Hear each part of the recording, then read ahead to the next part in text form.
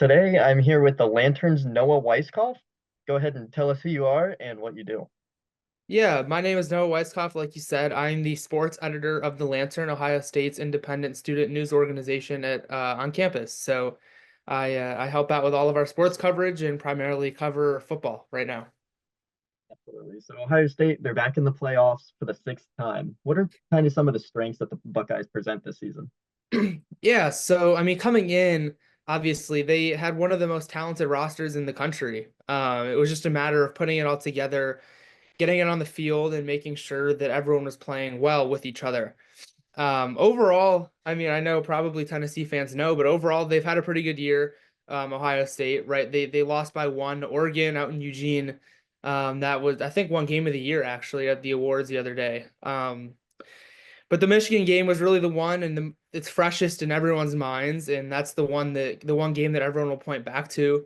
Um, the problem with the game was Ohio State did not play to its strengths, right? So that is where I guess going back to your question of what is Ohio State's strengths, their strength is their defense is the number one defense in the country in total defense. So that's going to be one of their strengths, and that has been all year for them.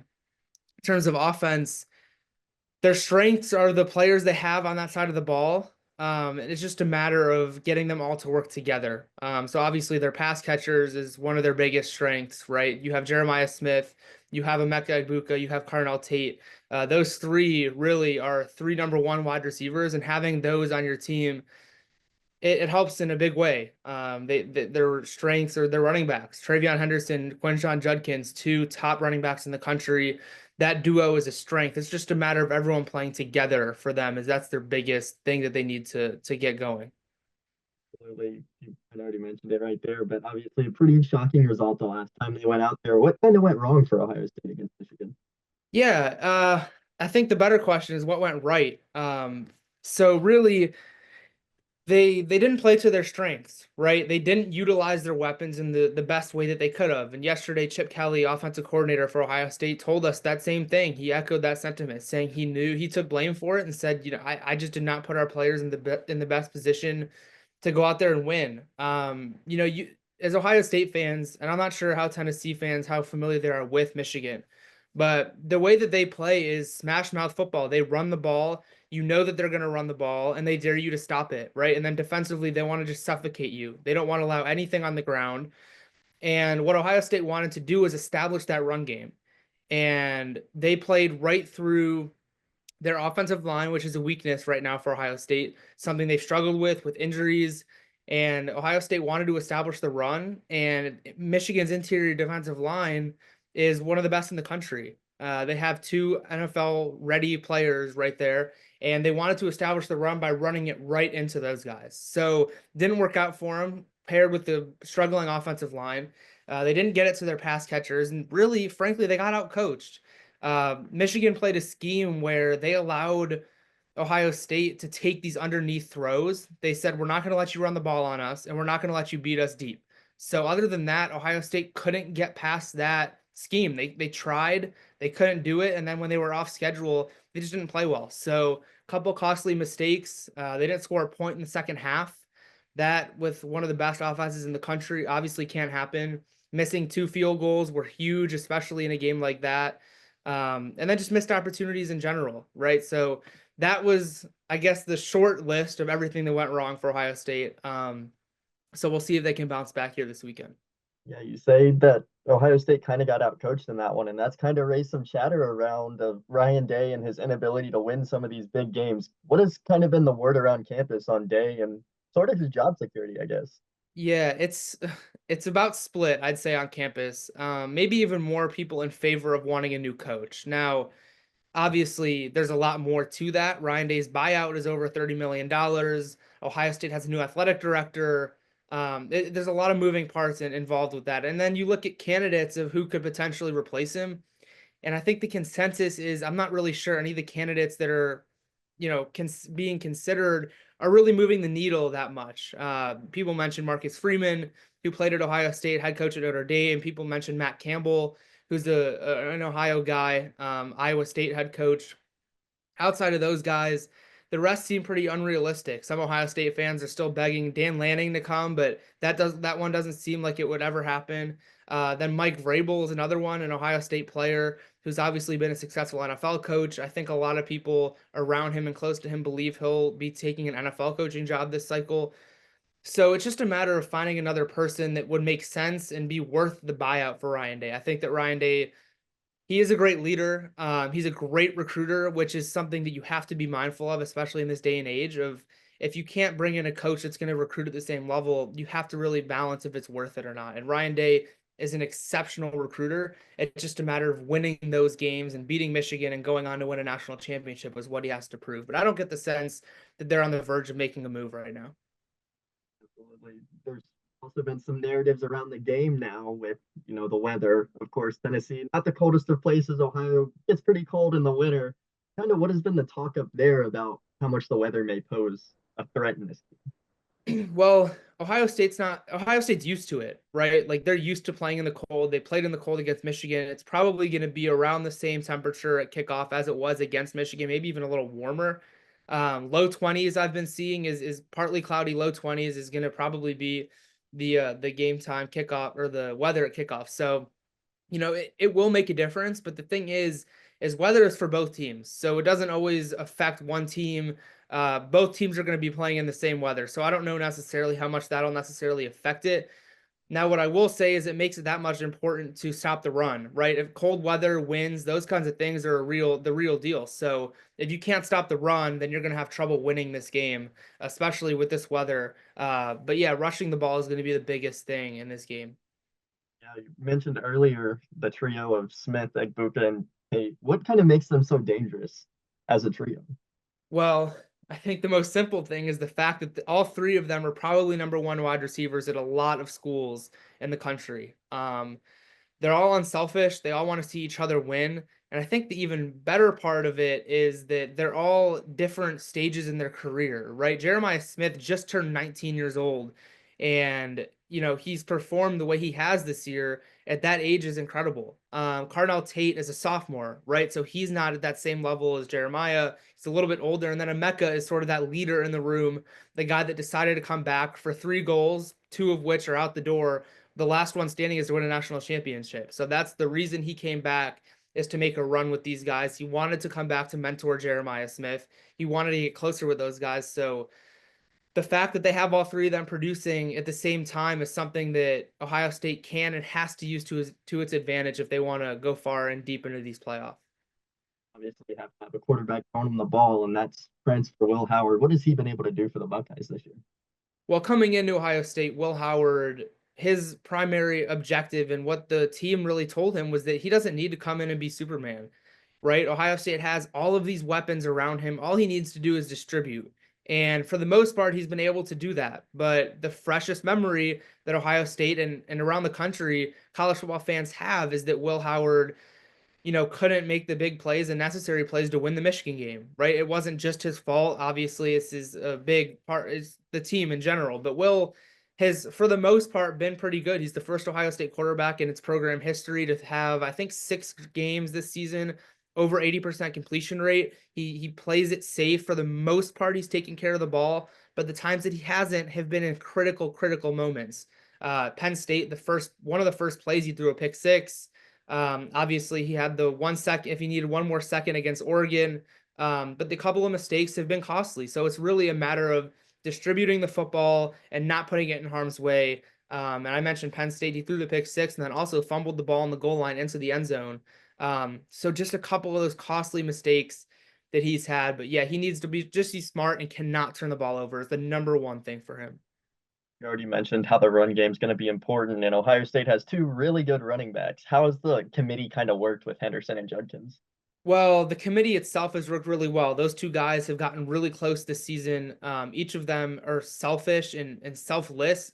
I mean, not selfish. They are selfless. They are totally unselfish. They really just want to see each other do well. They don't care. They switch out often, and they don't care who's scoring, right? Like one guy scores, the other one's going just as crazy for him. And that's sort of been the motto that's been set for them. And it's been really impressive to see. But obviously, to have a good running game, you have to have a good offensive line. And Ohio State's injuries along the front have really hurt them this year. I know they're Ryan Day and the rest of the program are considering some changes on the offensive line coming up for this game, so we'll see what they end up doing with that. But for their running game to work, they have to have a dominant offensive line and win in the trenches. But the two backs themselves have produced when given the chance. Kind of in a weird time in college football where the transfer portal and the playoffs kind of overlap. Are there any huge losses that Ohio State suffered to this point that might be crucial? Huge losses, I wouldn't say so. A couple guys play on special teams that have announced that they are going to be entering the portal. The biggest one is Devin Brown, Ohio State's backup quarterback, announced that he's going to be in the portal, but he also announced that he will be with the team through the rest of the season. So makes it a little bit of an interesting dynamic, knowing that he's not going to be here after this, be in Columbus after this year. But Ohio State has five-star quarterback Julian Sayin, who is expected to take over next year, who is a transfer from Alabama. He's expected to start working in a little bit more with the twos to get him ready for next year, while also making sure that Devin Brown is ready if he has to come into the game. He did come into the game against Michigan. Will Howard got hit pretty hard there, got knocked out, and Devin Brown came in for a play or two before Will came back. So it's important. Backup quarterbacks are really important, and so he'll be ready. But he's gonna take most of the second team reps in practice. But yeah, you mentioned interesting dynamic to have your backup, some backup quarterbacks around the Big Ten. Even I know Bo Pribula with Penn State announced as well, and he won't be with the team. So that's got to be rough for a team like that to not have a backup. But yeah, he'll be with the team through the rest of the year. You've already said it a couple of times, but injuries on the offensive line have been pretty big for Ohio State this season. And you even said that there might be some changes on Saturday. Kind of, how is that development going to play into Saturday on the offensive line? Well, it'll be huge. Obviously, Dylan Sampson on the other side of the ball. Ohio State has to be able to rush the ball effectively, especially in a cold weather game I mentioned. But yeah, offensively, they lost Josh Simmons, starting left tackle, to injury. He's still looking like a projected first round pick, which is pretty incredible. And then a couple other guys, but really, what they're looking at here is moving, and Seth McLaughlin, the Remington Award winner, best center in the country, also in practice ruptured his Achilles. So those two guys are sort of some of the cornerstones of that line.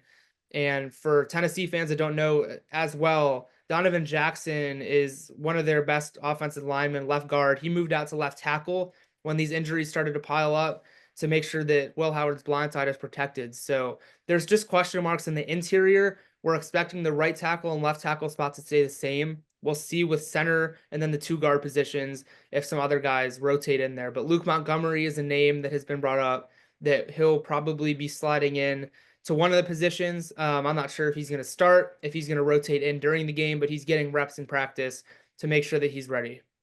Yeah, on the other side of the trenches, Tennessee's defensive line has kind of been the strength of the Yeah. defense entirely. How is Ohio State going to be able to combat that this weekend?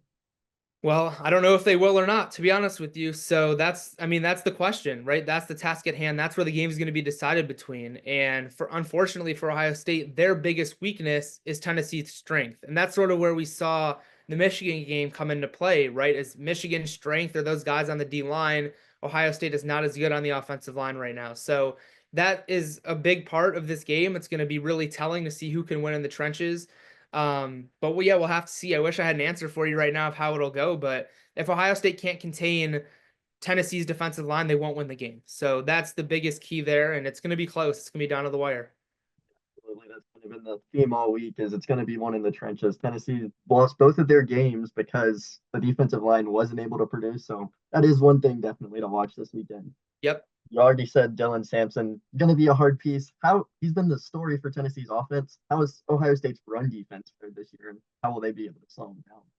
Yeah, Ohio State's overall defense has been really good. In terms of run defense, I think they're top 10, I believe, in the country in rush defense. I think they're averaging allowing just under 3 yards per carry, 96 yards per game. So they've been pretty dominant. Now the question is, are they able to contain a high level rushing attack? Right, Michigan, Khalil Mullings broke off that run to basically ice the game at the end of the game there. They have to just be able to contain the run. It's point blank. It's just like that. Their interior line is pretty good. Their line as a whole is pretty good. Their linebackers have played well. So you have to imagine that that's going to be the number one goal and game plan going in is we have to stop the run, and make him throw. Really is going to be the end of the is going to be the game changer. So if they can't stop the run, they're going to have trouble. Absolutely. Nico Iamaliava has really come into his own down the back stretch. Has there been anything discussed as to how Jim Knowles and his defense will be able to slow him down? Well, I'll tell you what's been discussed amongst us is making sure we can pronounce that name right. That's been a work in progress over this week and last week. Yeah, I mean, like I said, I think the primary focus for them will be to stop the run. I think that if they want to win the game, then they want to make him throw the ball. They want to make him throw under pressure, try to force him into some mistakes.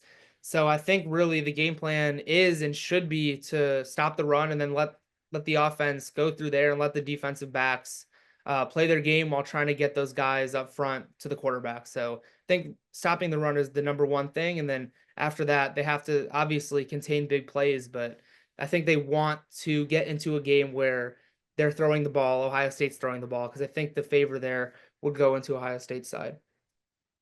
On the defensive side for Tennessee, Tremont McCoy's been as elite as they come defensively. He'll likely be on Jeremiah Smith.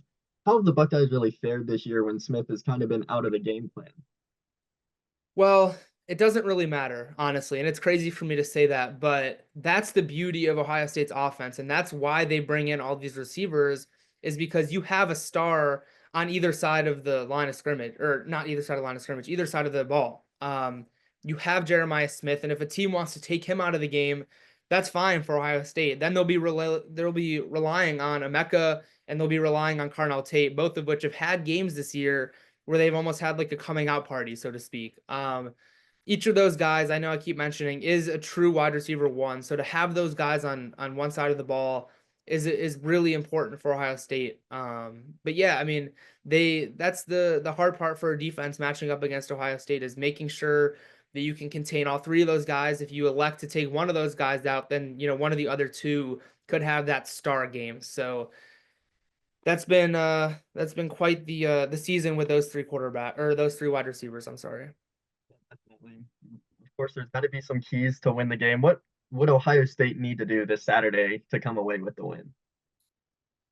Well, first of all, they need their fan base to be going crazy. And I know that, I don't know what your perspective is of, I got to ask you, the Tennessee fans. I know I've seen some stuff online of a lot of Tennessee fans, I guess, expected to be in attendance, but Ohio State's fans need to help them out. Obviously, fans are not happy after the Michigan loss. So I think that's the number one thing is making sure fans are into it. But Ohio State just needs to contain that run. I keep saying it. They need to make sure that their run game is effective.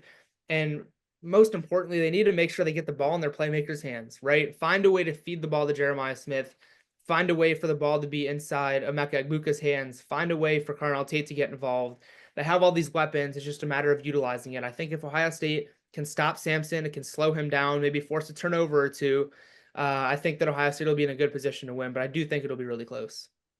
Absolutely. I think fan side of things, it's definitely interesting because ticket prices are right now cheaper than any Tennessee game home game was this year. So I think they'll travel well, but I think some of the numbers posted out there are a little crazy. I think it'll probably be around the 15,000 mark, maybe a little more, but I think you're nowhere near probably that right.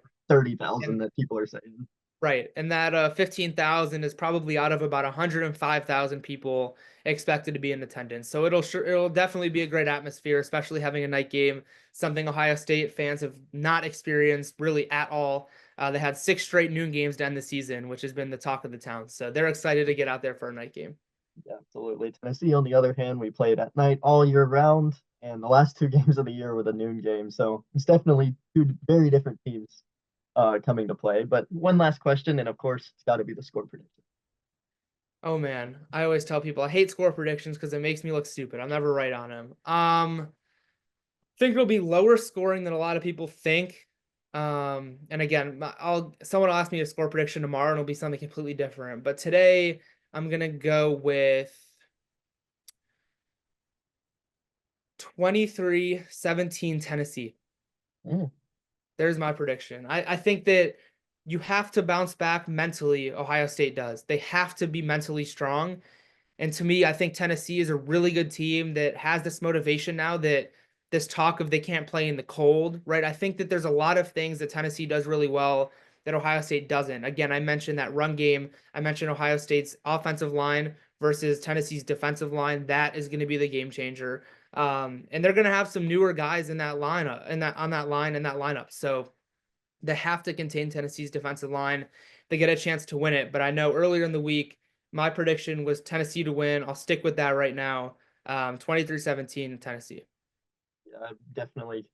I'm still racking my brain trying to figure out because it could be multiple different outcomes, and I still can't decide on what I think will happen. But for now, that's all we have for today. Tennessee and Ohio State kick off in the shoe on Saturday with a date to the Rose Bowl on the line.